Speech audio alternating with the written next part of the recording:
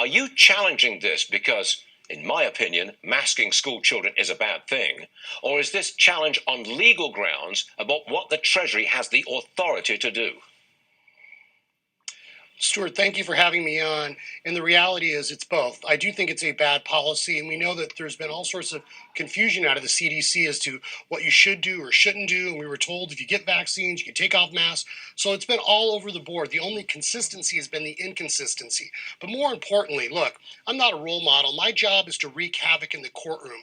And what the Biden administration is doing is trying to systematically undermine our constitutional rights. And whether that's what they've done on the southern border, whether it's nationalizing our elections, and now this attempt to insert conditions into federal statutes that Congress didn't include. So the Biden administration doesn't get to unilaterally rewrite congressional laws and impose conditions on states like Arizona that do not exist. As a constitutional lawyer, and I presume that's what you are you opposed to all mandates?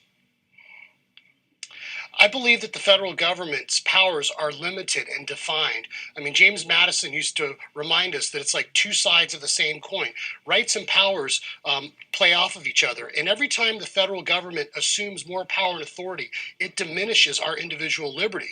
The states created the federal government, not the other way around, Stuart. And that's why it's our job to push back against federal overreach. I mean, as the Arizona Attorney General, I have been on the forefront of pushing back against the federal government and trying to preserve our state sovereignty. Because after all, that's the Arizona way. This isn't California, and it certainly ain't Washington, D.C. Because I believe that Washington, D.C. is where good problems, or where problems go to die.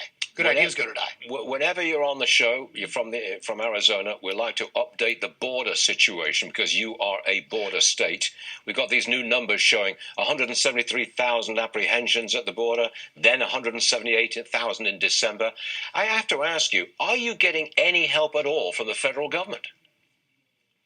Zero.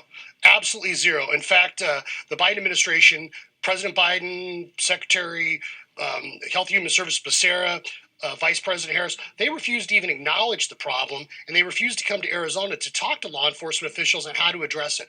Stuart, we have a record amount of fentanyl coming into this country. Just last year, more than 9 million fentanyl pills seized by the DEA, enough to kill the entire population of Arizona. We know that criminals are not being deported. They're being released into our community. It's a sad state of affairs that the Democratic Party has gone from John F. Kennedy promising to put a man on the moon and Joe Biden essentially now promising to put a felon in everyone's neighborhood. I mean, this is something that we're going to have to live with, the consequences of this Biden administration failure for decades. Mark Brnovich, thank you very much for being on the show and pointing this out to us. You're very welcome on this program. We appreciate it. Thank you, sir.